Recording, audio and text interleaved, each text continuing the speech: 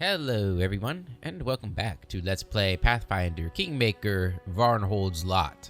Last time we finished up the City of Hollow Eyes, that map, and we're making our way back to Varnhold. But we got stopped on the road here in the wilderness clearing. So we gotta see what's going on. Let's go ahead and check to see who stopped us or what's in our way. Looks like we have some more ruins here. Ooh, a Cyclops. Chasing a dude. Get your paws off me, Carrion!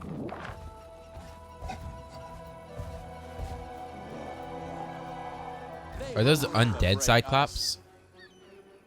They look kind of undeady, don't they?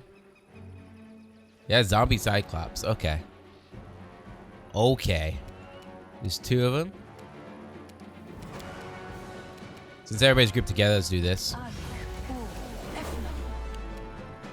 Greater visibility on yourself. Excuse me. Bless. Fireball.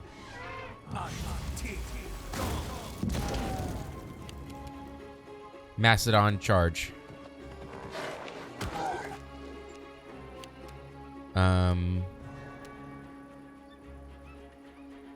I haven't really used her insight stuff at all. But, you know.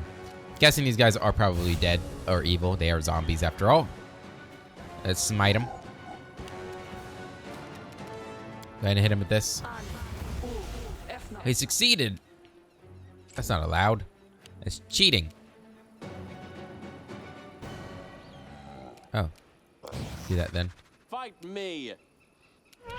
Victory is near. Oh no. And now we had trapped ourselves in there. Move over here. Enlarge. Move up. Okay. Fireball again. Another 29 damage on him. So he's low. Oof, with the cleave. Finish him off. Nice. Alright, he should be coming up to us. Ain't gonna matter though. Let's try this way. Unless I miss. Out of my way. Oh, we forgot to smite. Not that it probably would have mattered anyway, but succeeded another one. I don't like him. I don't like him one bit. Press on. Get in there. Nice. Okay, who are you? Willis Gunderson. The man you've just saved catches his breath and smiles brightly, as if he hadn't just been zigzagging away from his pursuers. His clothing and equipment are an odd mix of quality, durable items and pompous decorative elements. Even his shirt seems cut specially to provide an unobstructed view of his chest, which is adorned with two golden chains. Baron Varn, your grace! What fortune meeting you here. Until now, I've met only unpleasant guests on my morning escapades. Magar smiles warmly at the stranger and extends his hand in friendship, as to an equal. He also stands in such a way as to capture the stranger's attention, while not blocking your view or Cephal's. Greetings. And you are Willis Gunderson, your grace? Apparently flattered by the attention, the peculiar man strikes a proud pose. Scientist, traveler, and researcher of antiquities, at your service. It is a pleasure to see that my barony attracts such educated people, and it is most regrettable that they must face such difficulties. Magar nods towards the dead, now entirely dead, Cyclops. Where did that creature come from? I have no idea. Willis's voice seems tranquil. I was enjoying the view and taking notes when an ill-mannered simpleton stepped into my light. I politely asked him to step aside and allow me to finish, but he wouldn't listen. And when I turned around, I knew he couldn't have. For zombies have as much reason as manners. closer at the traveler. While Magar entertains the traveler in conversation, you carefully examine his gear and clothes. The first thing that strikes your attention is an intricate yellowish jade bracelet on his wrist. You can tell by his ragged state that Willis has been on the road for at least a few days, and indeed, from all appearances, mostly off-road. Try to determine the origin of the bracelet. The bracelet looks carved of a whole piece of jade, of unusual hue. Even from a distance, you can see the patterns that decorate it, obviously signs of the relic's origin. This item came from the ancient Cyclops Empire, but what is it doing here, and how did this hapless traveler acquire it? Now this Cyclops is much more polite, isn't he? Magar falls quiet for a moment, allowing you to add a few words to the conversation. Give the traveler a peculiarly interested look. Willis, aren't you, cold in those clothes? Not that I don't enjoy the view. So, you're an antiquity specialist, Sir Gunderson.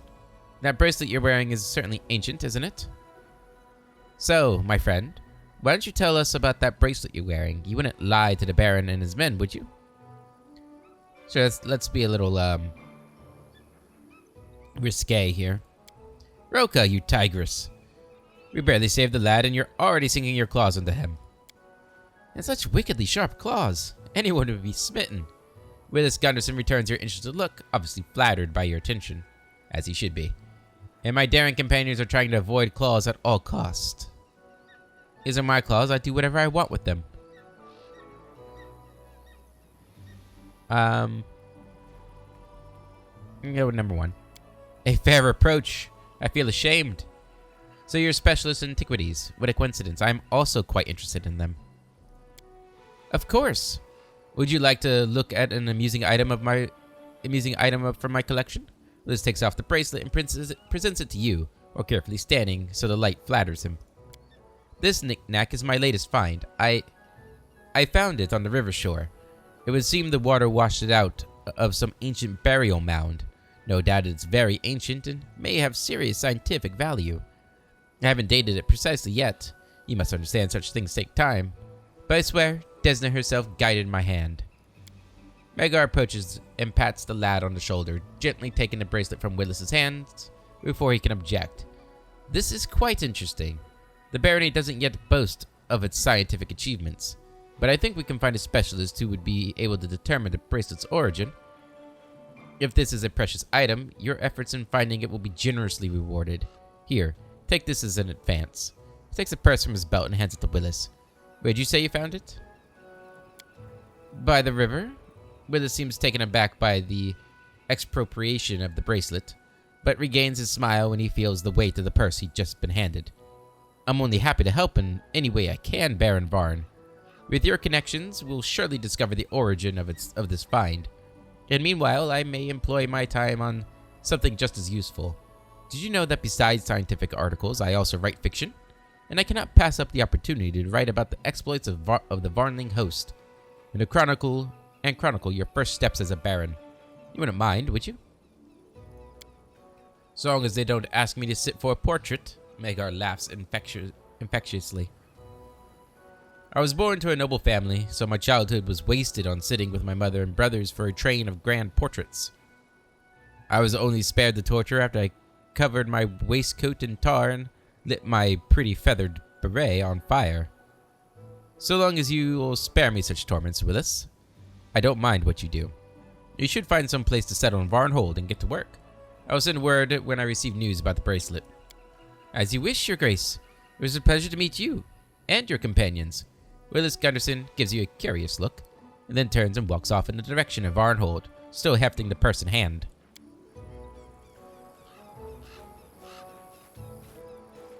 Later. Magar follows him with his eyes for a time, then scoffs. That went well. Of course, the lad is lying through his teeth, but we got more from him than we might have hoped. Varn looks pensively at the bracelet. Why did you invite this Gunderson to Varnhold anyway? Do we really need even more foolish treasure hunters in this backwater? My mercenary gut. 9 times out of 10 when my gut tells me to keep my eyes peeled and the situation is about to get bad. Of course, there's always the 10th time and my gut is merely predicting a severe hangover. But I don't think that's the case this time. Magar frowns for a moment. Maybe Gunderson really is just a charming chatterbox and he ran into that dead Cyclops by accident. Maybe this bracelet is simply a piece of jewelry. But something in this story doesn't sit right. I suspect that Gunderson lied about finding it by the river. He'd clearly been wandering for days through dungeons by the look of him. The bracelet is an ancient Cyclops relic. It doesn't take specialists to see that. Shall we go then? I think he's lying about where he found it. Ha!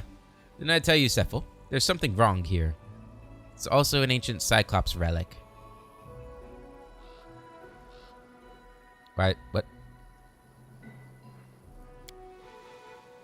Here we go. That's weird. I agree. Perhaps we shall find a Cyclops treasure around the corner. This has not altered the fact our leader continues to leap at every shadow and makes a fool of himself of random passing strangers, instead of focusing on important matters such as engaging in the barony's politics. The lad finds an ancient Cyclops relic in a dungeon, runs out with a zombie Cyclops on his heels. I see no mystery in what happened here. A keen nose and an eagle eye. Magar pats you on the shoulder in approval. I hope that dead Cyclops is the only thing that crawled out of wherever the lad stole this bracelet. What a story. We've hardly solved our problems with the centaurs, and we've already got a whole new riddle. A personal chronicler along with it. We should look more closely at his paltry rhymes. Cephal, take the bracelet and see what you can make of it. Raka, keep an eye on our new friend. Visit him in Varnhold when you have time. Maybe you'll manage to pry something else out of him. That's it. Let's move. On the prowl. Okay. Look into Willis Gunderson. Baron Varn wishes to learn what's going on in the head of his chronicler. The general was tasked with finding this worthy young man in Varnhold and talking to him. Okay. Okay. How are we doing on experience? Ooh, getting closer. Let's go and loot these guys. Actually, I don't know if we can afford to carry anymore. Yeah. But Masterwork Great Axes are presumably a lot more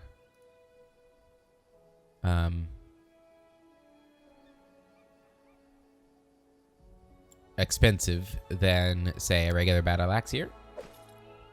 Or these great swords.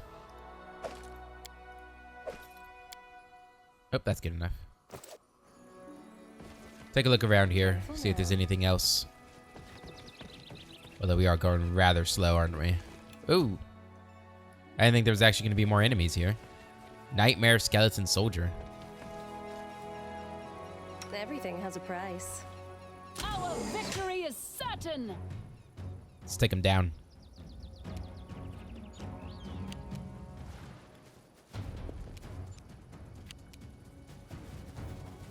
Everybody move up. Can we get a, No. Alright, move up. Give me that much. Oh well. Oh well. Can we get a charge on him? Yep.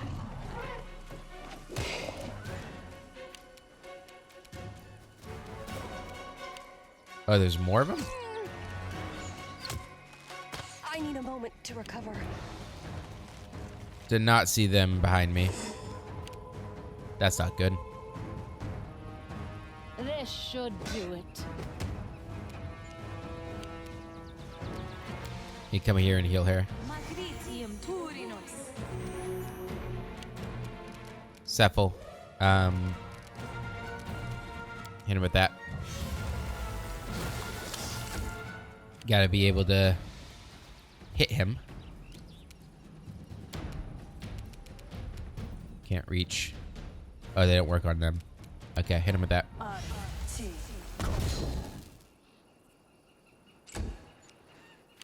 Get in there. Believe in yourselves. Damn it. Come on, guys. Gotta hit. There you go. Okay. You charge him. Damn it. Can't make it. Get over there. Bit worried that they're gonna kill my character here. Okay, they changed tactics. Good. Good, good, good.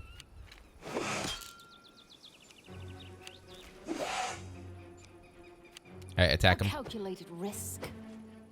Double miss. Yeah, that's not good. Enlarge yourself. And attack. Forwards. Cephal. Magic missile on him. Good damage. I don't think I have anything else. Do this. Give them some more AC. Finish him off. Fight me. Damn it. Finish him off. Come on. Damn it. We did not finish him off. Smite him. Good damage. Ow.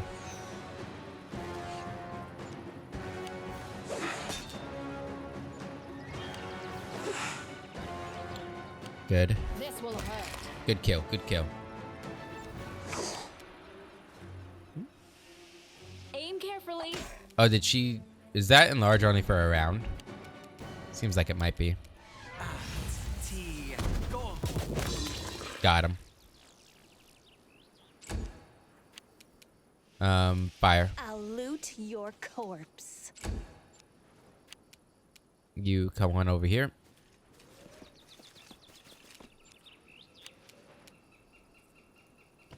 Move your butt, Mastodon. Ooh, I see a chest up there. And a dead body. You can aim at Bryn? Okay. Not the worst person that they could target. Move up. And heal. Good. Can you get there? Yes, you can. Good magic missile. Fire. Stab their backs. Barn. Get in there. Victory is near. What? Press on. Fine. Good. I'll split you. Good. Alright, so we don't get attacks of opportunity on him. Let's try this. Frustrating. way. Attack.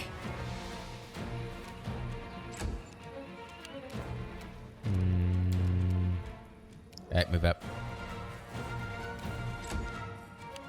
Why don't you go ahead and move up too? Cover me. Cover me. Believe in yourselves. Nice sneak attack damage. Good. Bad. Out of my way. Bad. Bad.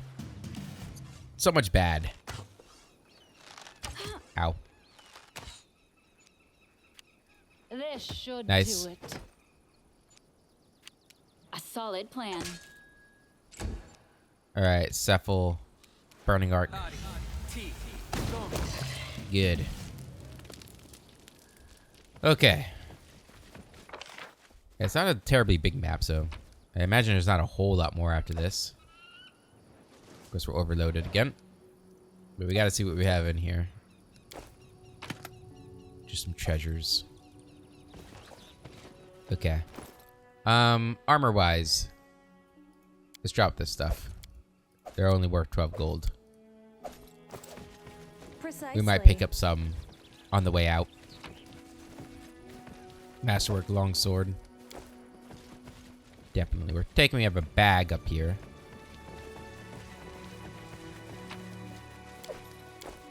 What's in the bag? Some camping supplies. That's good to have.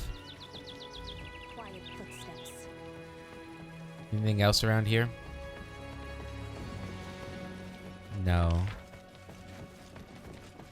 At least not over here. Let's go check down here. We are going to be moving a little slow, but that's okay.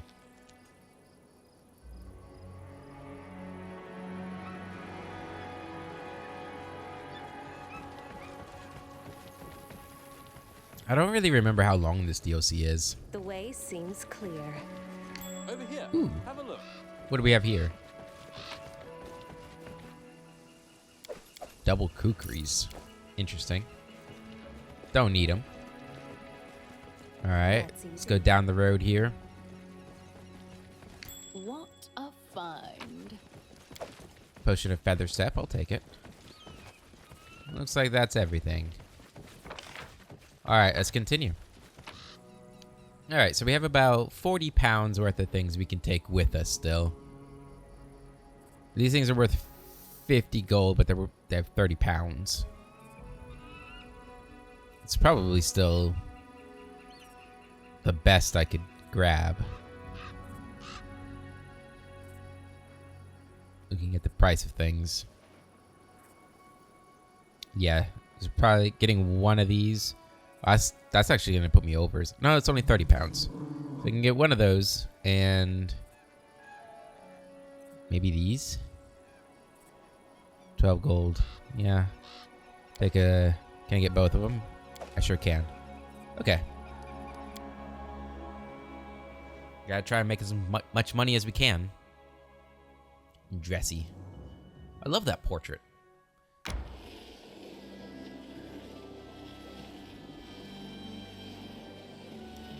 You go in the roundabout way here.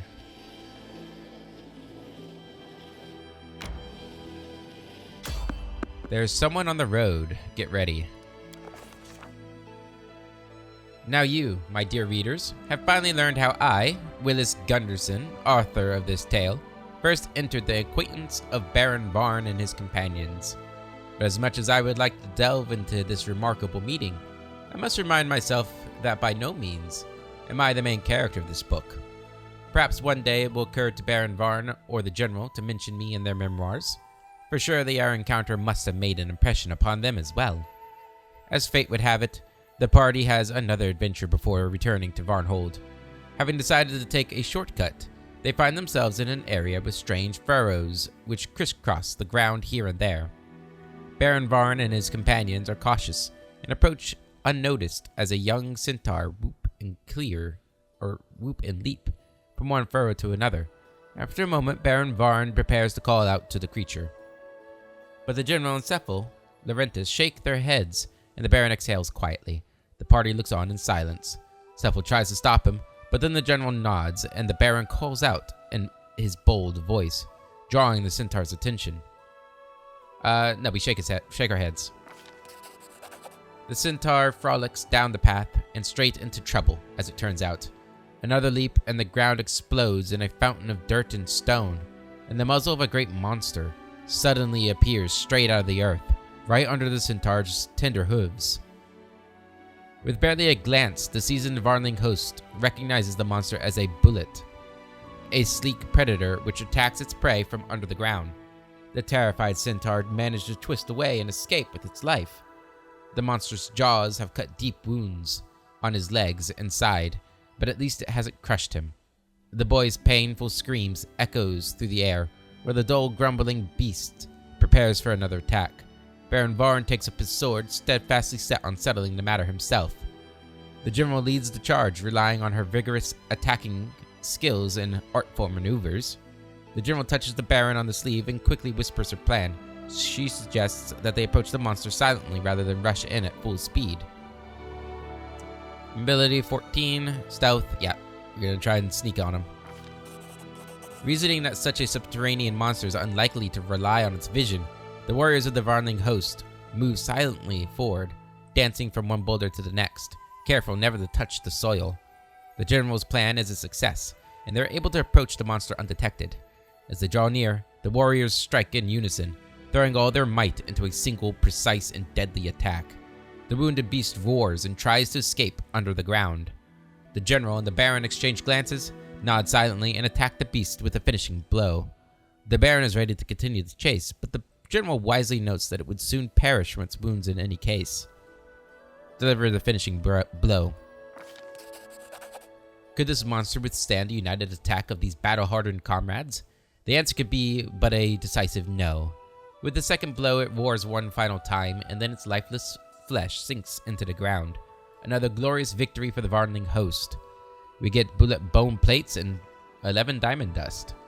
The General and the Baron eye the battlefield. Despite their victory, the young centaur is losing blood quickly and has but moments more to live. Luckily, the team has means to aid him.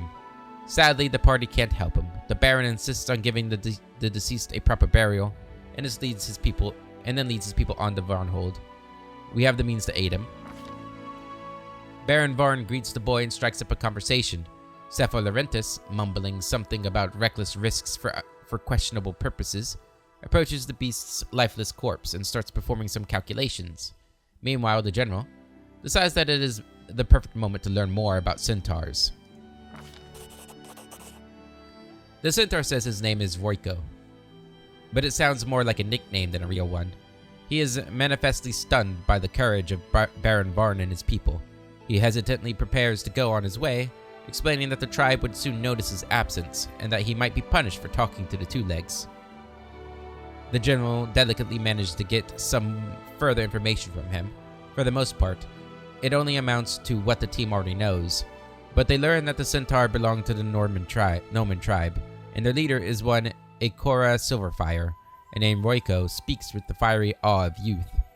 The Noman centaurs consider themselves guardians of this land and stand ready to defend it from any invasion. Royko also tells them, with a sigh, that the tribe is very small.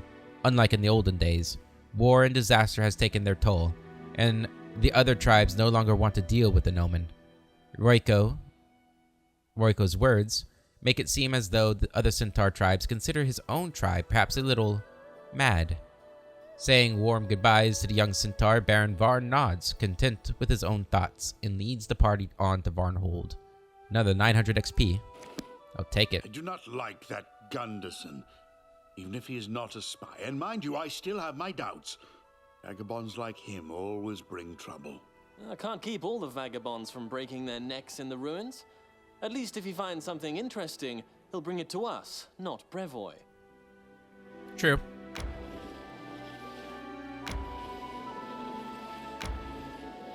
We're almost home. We made it. A fatigued character. No, we would not like to begin resting. We're home.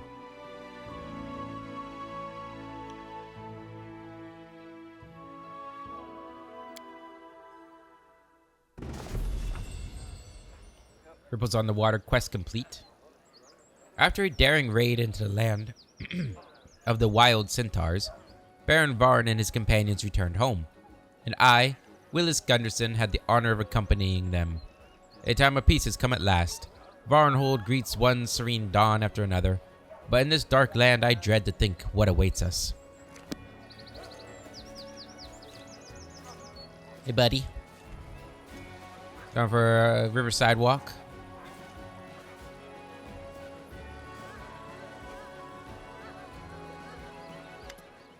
Varnhold is peaceful and sleepy in the early dawn. It is still a small settlement, not quite yet a town, but striving towards it. It seems to be smiling at you and Baron Varn as the window panes flash in the morning sun. But Magar seems pensive, almost sad.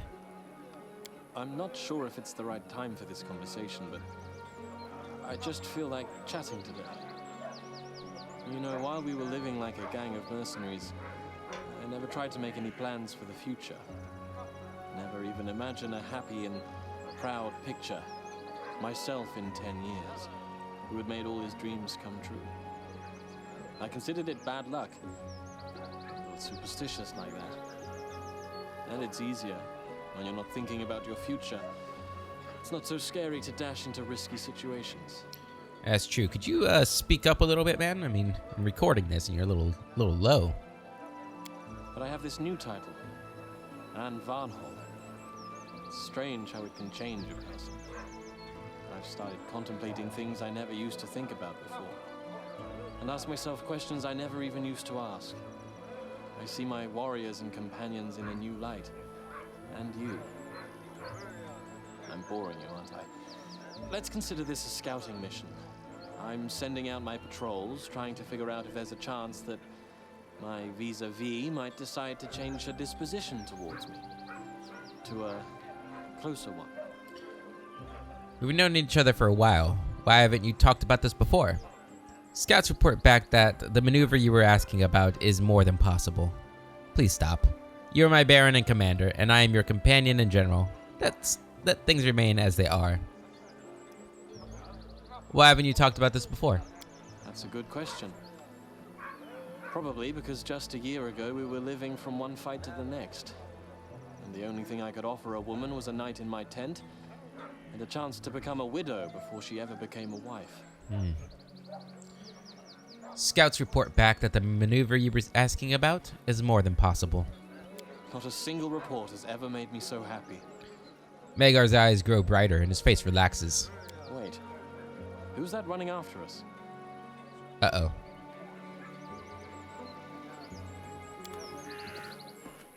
Who is that?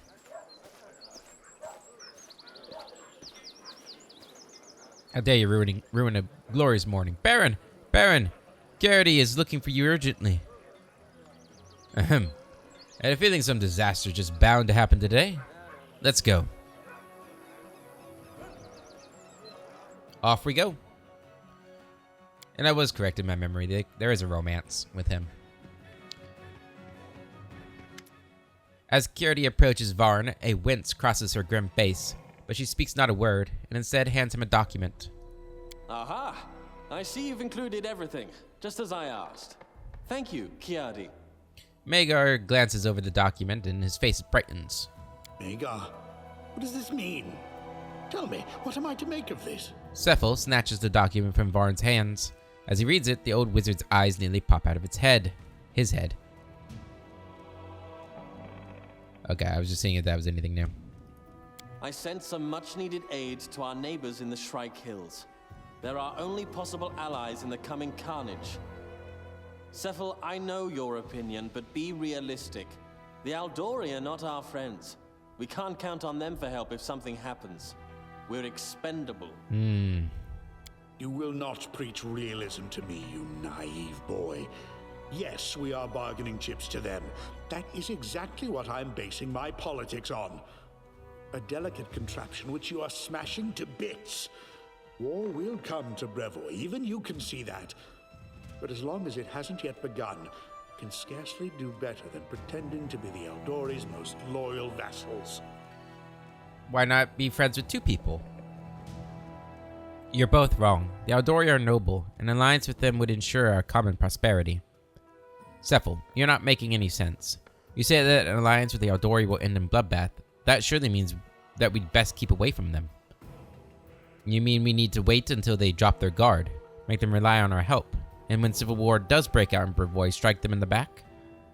Cephal, you're not making any sense. And how are you going to manage that? Perhaps Varnhold will grow a pair of legs and we shall ride it to the other end of Avestan. Or maybe we'll erect sails across the barony and sail far, far away from Brevoy. No, you don't think it will work? And stop dreaming of isolating the country. We're already a part of this game, and we will not be able to leave it when the smoke clears from the final battlefield. Listen to me carefully, you three. Yes, Harry, this involves you too. Things are looking bad. First, the land here is fertile, but its most bountiful crop is Cyclopes graves. Second, it shares a border with the Obaria, well known for its epidemics. Gods forbid the wind carries the next plague here. Settlers are reluctant to come here as it is. I can scarcely blame them. Do not become too attached to Varnhold. This is but a stepping stone. Our real prize lies to the west. But what does Varn do? He sends them gifts. Better to send them assassins. Without their baron, the Shrike Hills would descend into a struggle for power, and Silver Step in the Canelands would fall to us soon after. Such villainy! Yeah, man, that's me you're talking about. Agranak would never die to assassins. Do not interrupt your regent, Varn, or relieve me of the position this instant. Now, what is the most important thing here? The Aldori are afraid of unleashing war. They know that if they tried to separate from Brevoy without some kind of outside support, the Sotova would crush them. So, we must convince them that we are their most loyal allies. We will stoke the Aldori into an uprising. When the unrest picks up, we shall strike them in the back and make them fight on two fronts. While you, your grace, were drinking wine at the feast, I was busy acquiring a map of Nivatka's Crossing. Look at these fortifications. If we could seize this town, we'd win a significant piece of Brevik land along with it. After we've assisted the Satova in hanging the Aldori on the gates, they will allow us to keep part of what we have seized as a reward. Then we will have peace and prosperity. Get out of my sight, Sephel. Get out! Never would the name of Magar Varn be tarred with such abominable villainy. It never happened while I was leader of a mercenary party, and won't happen now that I'm Baron. Great Asmodeus, what did I do to deserve this punishment? Why do I deal with you at all? I should have taken my share and retired a long time ago. I'll be off somewhere soon enough. To Absalom or Cheliax. I shall read books on the porch and drink wine, while you do whatever you want. Burn the city down and get yourself killed. Come to me later. We need to talk. As the old wizard storms off in a rage, you hear a magical whisper. I can't believe my ears. Must the history of our country begin with such villainy? Oh, Sephel. Sephel. Well. Let the old devil cool off. I'll talk to him later. Is that all, Kiadi? I like how he just walked over there. The dwarf shrugs and hands him another paper. I see. So, we've got a revolutionary from Galt on our hands. A tavern keeper writes us. She saw the revolutionary walking around, stirring up the people for an uprising. Well, you're the general. You go and deal with it. Talk to the tavern keeper. Find out where to look for this instigator. Well, far be it from me to teach you how to do your job. When you finish, report back to me. By the gods, what a worry.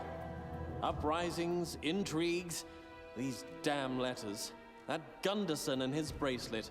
And the Baron has to see to all of that and listen to everyone's complaints while he's at it. What a nuisance. Magar leaves in a cloud of curses.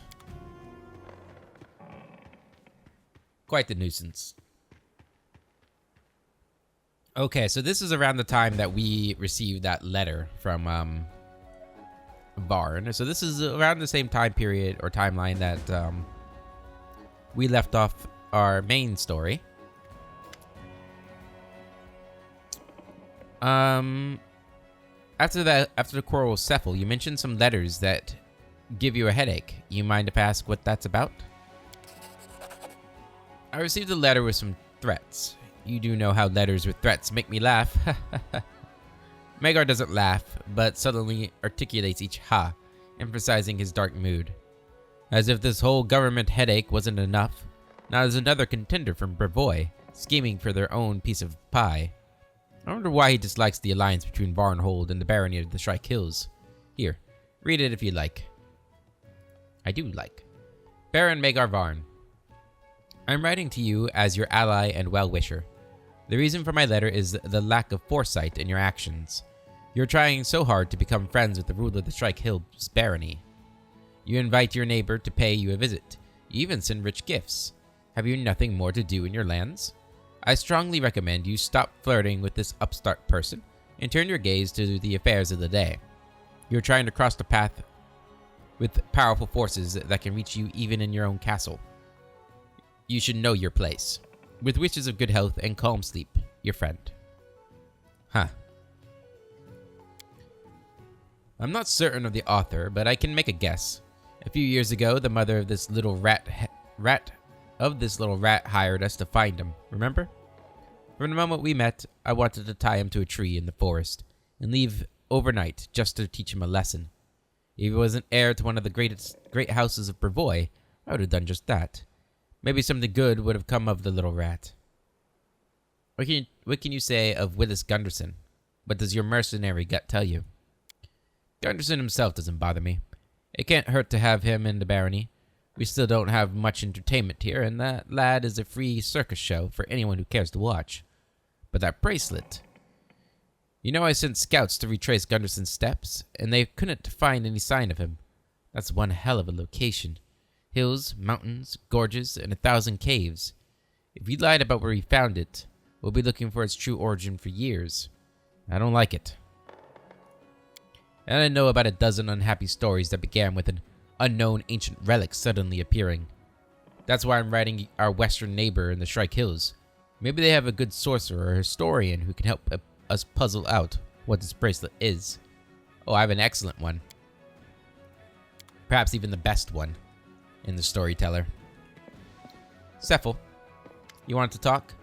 Oh, that Magar. I'm so angry with him. Why do I still bother? I should have left the party after that idiocy in Ustalav. Or at least after the debacle in Mivan. If I had any sense, I would never have gotten involved at all. What do you think about this Gunderson? I cannot see any point in keeping that loafer at the capital. Do you hear him singing about his questionable feats at the tavern and flirting with anything that moves? People like him can be helpful. Out there in the ruins, where they crawl around discovering interesting facts and useful items, I would give him a half-empty purse, perhaps even a bit of magical gear, and send him back out on the road. If fortune favored him, he might return with something interesting. If not, then good riddance. And that bracelet he scrounged up is in fact quite interesting itself. It's not magical, no, but it may point to an ancient Cyclops treasure, and riches worth far more than gold. I would like to show this artifact to a knowledgeable historian, but where are we to find one in this backwater? You wanted to talk to me about something? Yes. That puffed up fool Varn is destroying this barony faster than we can build it. An alliance with our western neighbor is madness, and now he is sending them gifts. He takes resources we work so hard to obtain, and which are so scarce around here, and gives them away freely to our principal adversary. You have your own take on everything. Maybe you can see something that I am missing. Maybe it really is better than that I retire. Why should I stand watch as everything I have built these many years crumbles to ruin? I know not what to do with him, or even how to talk to him. Tell me, what do you think of all this madness? You say that Magar is reckless, but in fact, you're the one dragging us into a dangerous venture. Magar's diplomacy may yet play into your plans. If he convinces our neighbors that we're friends, then they'll drop their guard, and we can attack by surprise. Or we could even unite and attack Rosslyn together. Lady Jamandi wants to use us, but she makes no secret of her intentions. She's a good ally, and having free Rossland as our neighbor is in our interests. I keep thinking more and more often, do we really need Varn? Maybe you and I could rule Varnhold without him. Ooh. I think number 2. Yes, this is true. But if we do enter an alliance with them against the Aldori, then we will never take Silverstep. I do so wish to have a mansion on its shores. And you know Varn. He is not the kind to make an alliance only to backstab later. Perhaps we should send an investigator to our neighbors. Persuade them to attack us first. To give us cause for annexation? I need to think. I have to go. Yes. You and I are both busy people now. What a joke. To be advisors to a baron who's doing everything in his power to destroy his own estate. 600 XP, thank you very much. Getting close. Okay. Of cows and other matters of political importance. Varnhold crackles in the flames of riots. Well, almost. A single troublemaker from Golt is inciting the people, and the history tells us that Goltan citizens can make a revolution out of anything. It's time for the general to begin her investigation. The Goltan instigator is hiding somewhere in the area, but how can she be rooted out? The embers of revolt must be tampered down before they rise in a blaze. Any evidence would be most useful. Talk to the tavern keeper, who first informed you about the brewing riot. What is, talk to Cephal. Cephal Laurentis, the unbearable and arrogant wizard, wishes to discuss something with the general. He is not to be ignored. For a while, it became safer in Dunsward, but its main problem seemed to be ahead. The centaurs, who Baron Varn and his companions met, promised another swift encounter. And they are never in the mood for friendly engagements. On the contrary, they seem always ready to kill any human they meet. What a page-turner of a book this will make. Indeed. Okay.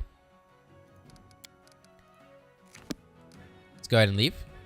Nothing else in here? Yep. Out to the city.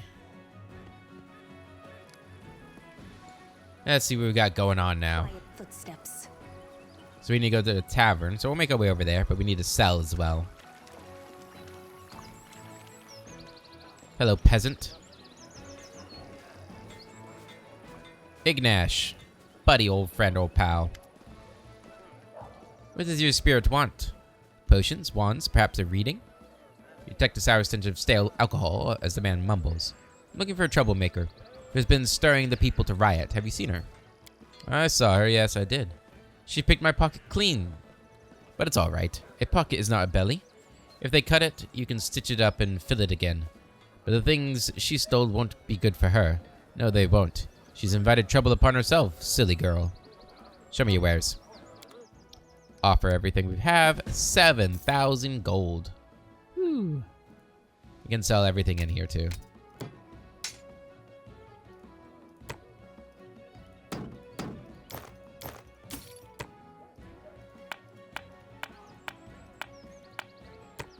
$8,000 gold. Alright, we're back to 25,000 gold. So we could get wands or rings of protection +2 if we wanted. Good to know, good to know. Precisely. We also have you guys we could level up, huh? If we wanted to take any of you with us. Can I really make another person?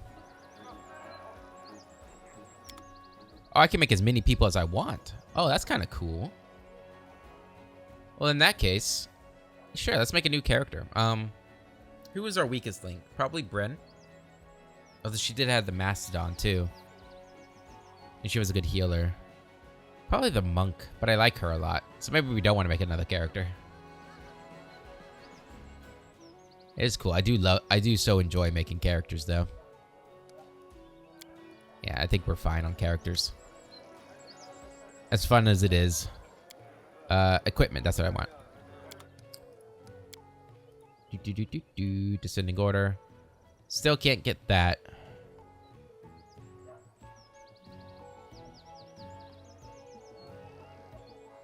I guess these things are probably the most valuable things we could get. Do I want to save up for this? What does it do? Becomes immune to fatigue and exhaustion and can activate the necklace to surround themselves with an aura of nothingness. The aura is activated. Creatures adjacent to the wearer take 2d6 damage per round. That's actually extremely good. There's no way I can afford it, even if I sold everything, I don't think.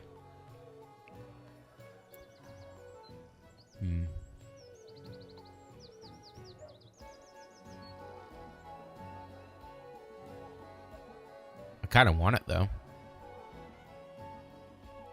Should we just save up for that? Kind of want to. We'll get another bag of holding. And that's it. That'll be good. Okay. Yeah, that'll be fine. Ooh. Is there more loot to be had in this place now? Interesting. Careful now. Let's go ahead and talk to the tavern keeper. A zombie jester? The bard stands before you, looking rather bizarre. He clearly inherited his waistcoat, which was once expensive, but it is now worn and tattered, covered in motley patches embroidered with skulls. The musician's face is covered with white powder, his eyes and cheekbones accented with black. So long as my song is not getting old, I'll sing of the fool, humble but bold. You there, general, a coin for the minstrel. Who are you? A raucous rascal of no small fame. The zombie jester is my name. Ha ha ha. What are you singing about? Of horrors and miracles, of demons and the dead.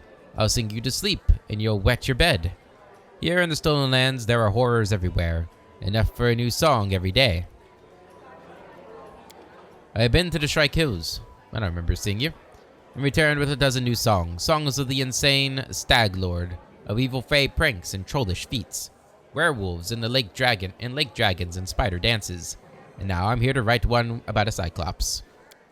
Now I'm writing a new song. It's about an inn where today's travelers are fed meat carved from yesterday's travels. Haha. By the way, it's not just a tale, it's the truth. I've been there, tasted their human meat pies myself, and barely escaped with my skin. You don't look like a zombie. For now, it seems I'm still alive, but Caden only knows what will happen tomorrow. I was given this name for my songs. Other bards sing of heroes and romances, flowers and other such rot. My songs are, the bard strikes a low and dissonant chord on his lute, far more interesting. Where did you find an inn like this? At Blackstone's Ford. If you don't believe me, go there yourself and look what they have in their pots. Here you are. Thank you, Your Highness. I swear I'll spend it all in here, and it's enough to last a year. Good riddance. Don't let the skeleton cyclops bite your heels. Alright. Interesting. A wandering bard on his way through Varnhold said that the owners of a secluded inn at Blackstone's Ford are killing their guests and feeding their remains to other guests. The talents of this versemonger are questionable at best, but his story may deserve the attention of the defenders of Varnhold and their baron. Report to Baron Varn what the bard said. The baron must decide whether such tall tales are to be paid any heed. Huh. Hello, Willis. Dressed in clean clothes, shining boots, and in full accessory, Willis Gunderson looks even more jovial than he did when you first met him on the road. Ah, there you are, my lady. What a pleasure it is to see you again. Tell me about yourself. Oh, I'm quite a boring person, believe me. Willis's tone makes it clear that he's joking. Boredom has led me to learn a dozen ancient languages, decipher a trove of ancient manuscripts and chronicles, and riddle out the locations they mention, and the relics hidden there. And in between these rather boring tasks, I've written a few brilliant novels and a dozen poems. Indeed, I had to flee this backwater from my admirers and backwater from my admirers and fans. I do hope no one here knows the name of Willis Gunderson, or I shall have to flee again. Fame, I'm afraid, is the most boring thing in the world. Willis looks at you askance, evaluating the impression that his speech has made on you. Finally, he turns a little morose. The truth be told, my books are not very popular, and the money I received for the relics was hardly enough to replenish my wardrobe. But it's all well. The grand expedition to the Tours of Levenese will surely lead me to a marvelous finale. And I've already found something special here. He gives you a charming smile. So it brings a scientist, traveler, and researcher of antiquities to our savage lands. I was led here by some information I discovered while translating the writings of an ancient stone panel. Willis's eyes burned with excitement. It was a heavy granite slab the size of a door, but a mere pocket notebook for the ones who made their marks on it. Ancient Cyclopes. Cyclopes? I forget how Cephal pronounced it. I think it's Cyclopes. It was they who wrote those inscriptions on the slab. Ancient Cyclopes, unlike today's poor savages, were darkly clever. They maintained their brilliant civilization through dreadful magic.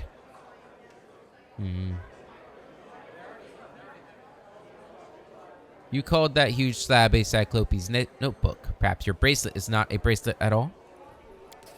But how did I not think of that? Willis's eyes opened wide. Of course, if you consider the Cyclopes' size, this is rather a ring. An explorer must remain impartial, but to be perfectly honest, everything about these Cyclopes repulses me.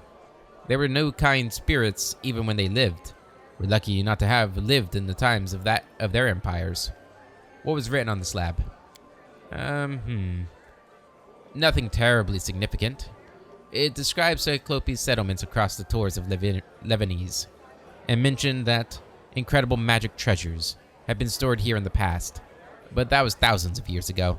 There's scarce a chance that anything remains today.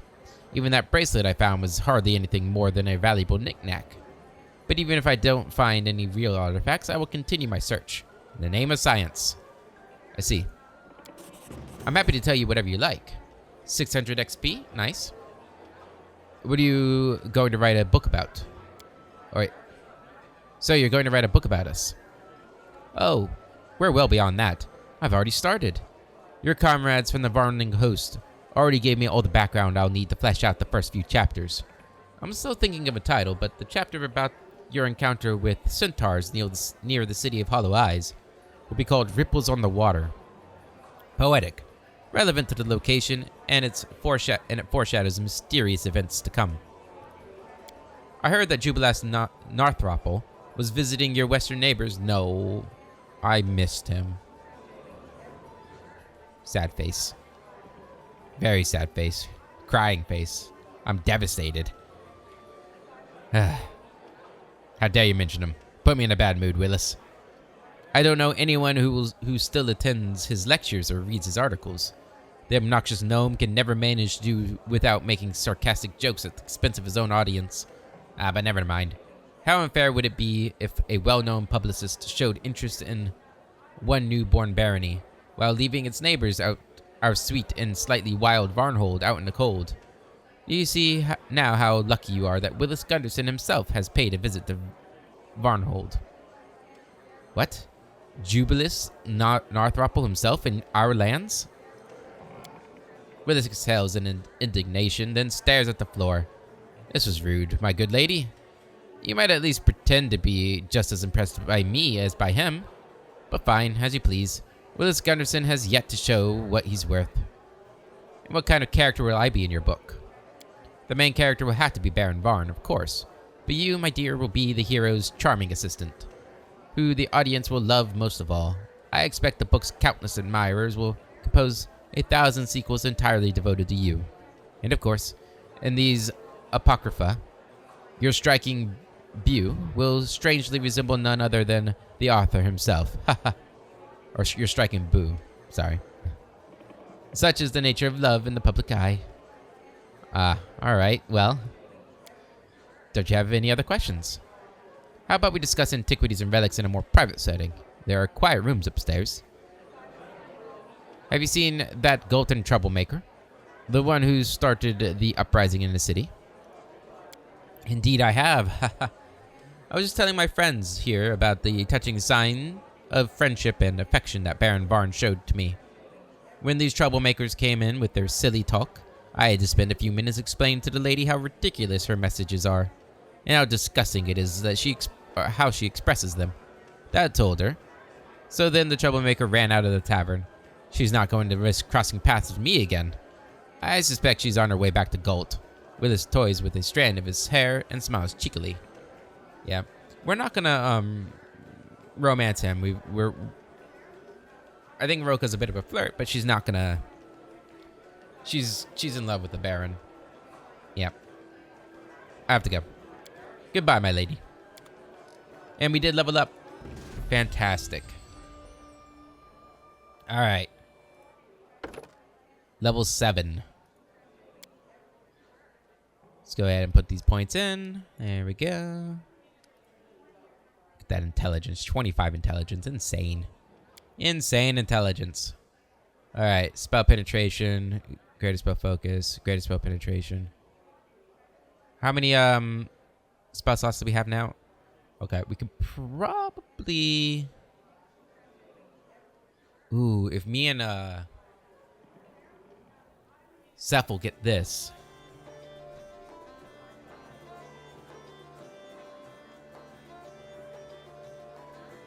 If your ally has the same spell prepared, or know with a slot available if they are spontaneous. Ah.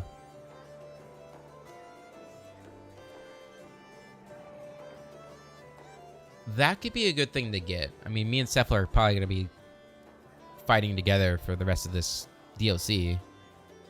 The other thing we could get is, you know, a meta magic. I'm not sure I really need any of them, though.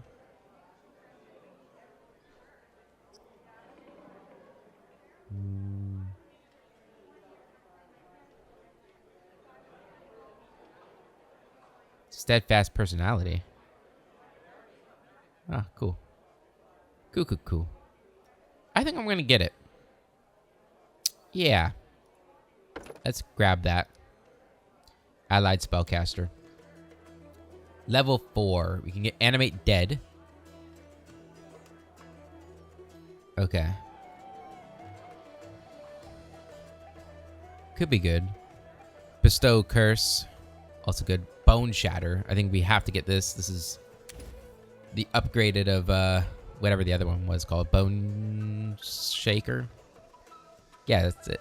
For a second there I was like, there's no way that's his name, but no, that's it. So bone shaker.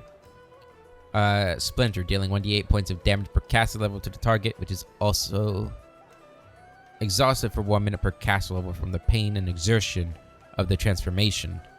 If the target succeeds at its save, it takes half the damage and becomes fatigued rather than exhausted.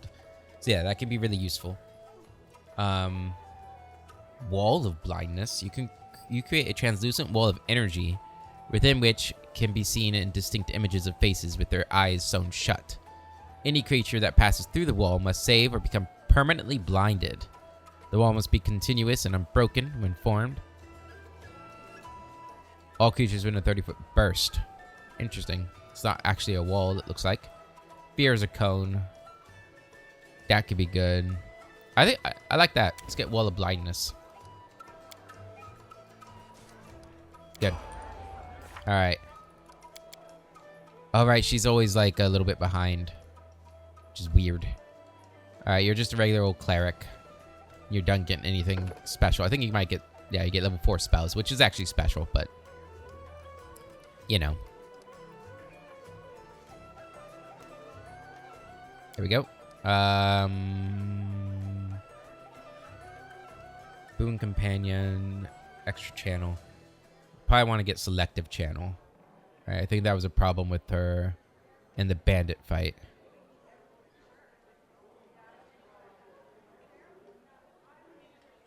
Is that not an option for her?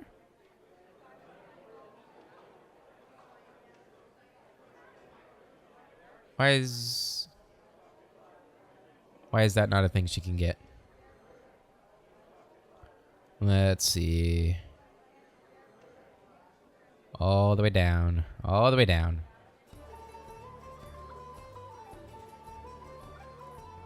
Her charisma's not high enough. Huh. Well, in that case, she's never going to do a lot of damage. So I don't really feel like getting the weapon-focused stuff.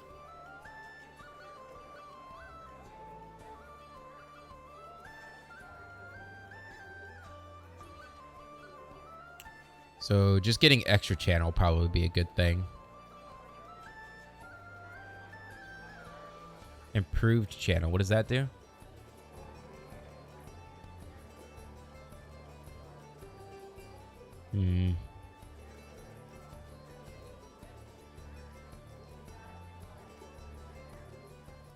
Let's get that.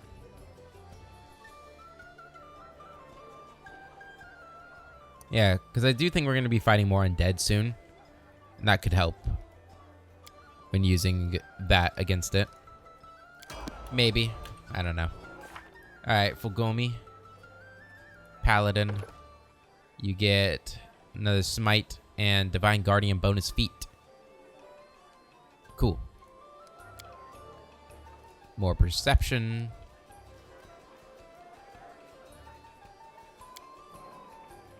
You can get selective channel. Again, that is probably something that's good to have, but I think I'd rather get shield focus out of all the things I can get. What is this? Ugh. Select a sorcerer bloodline.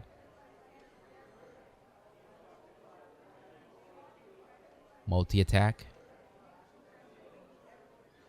That could be good too, but I do think shield focus is what I want. Straight up 1 AC. I'll take it.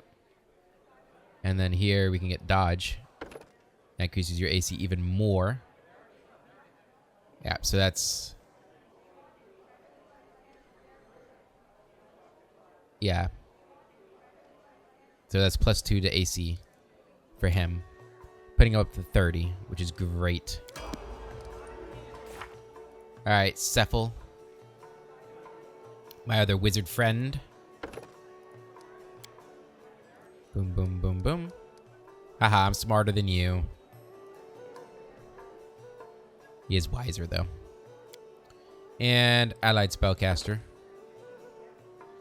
What's this one? Superior summoning.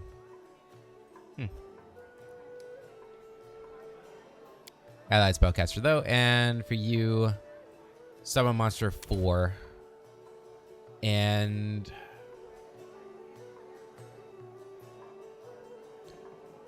this spell functions like fog cloud, but in addition to obscuring sight, the solid fog is so thick that it impedes movement.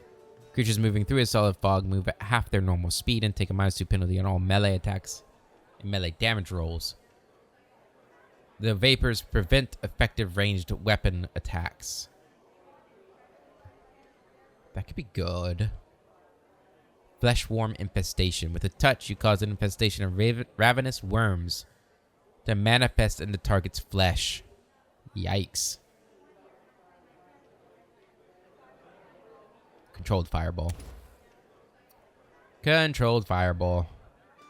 Ooh, protection from energy communal. We'll get that instead. Yeah, I think that'll be good. Controlled fireball is great, don't get me wrong, but... Alright, Varn. Mr. Varn, you are a roguish man. Feet and more sneak attack damage. There you go.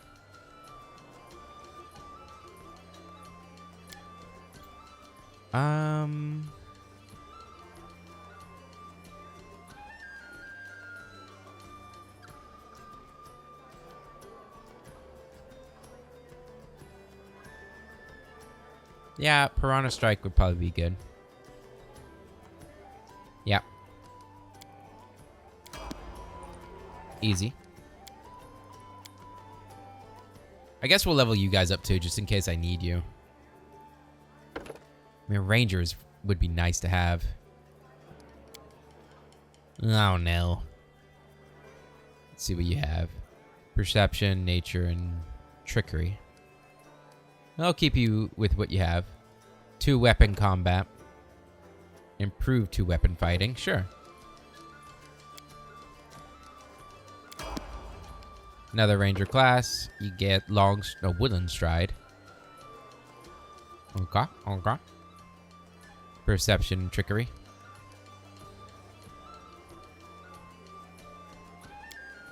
And sure, hammer the gap sounds good. You do a lot of attacks, you get a lot of spells. Great stuff. Alright, monk.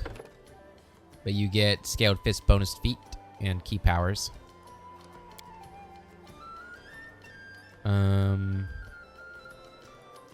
Keep you guys with what you have. Dragon ferocity, that sounds fun. What does that do? Gives your strength bonus on unarmed strikes. Damage rolls by an additional 1/2 of your strength bonus. Okay.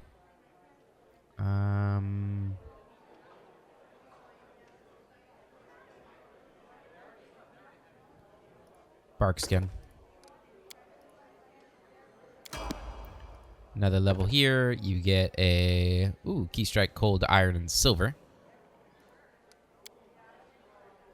which is good. Perception. I don't think I'll probably ever use these guys, but... Unarmed strike.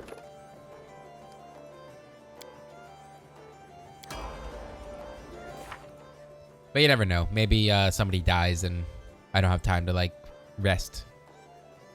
Or something. I don't know. Yeah, we're probably never going to use them. Still, we have them. They're part of our crew. So we might as well.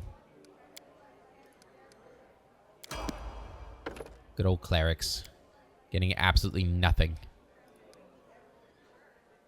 I think you get spells this level. Oh, you have a companion too? Oh. He's got an elk. Good to know. All right, that's everybody. Besides her, who for some reason is like 100 XP behind everybody else. Just annoying. Hello, Velid. Oh, I just realized the time. Shit. All right, in the next episode, we will continue looking into the Gold Revolutionary. Until then, hope you all have a wonderful day, and I'll catch you later.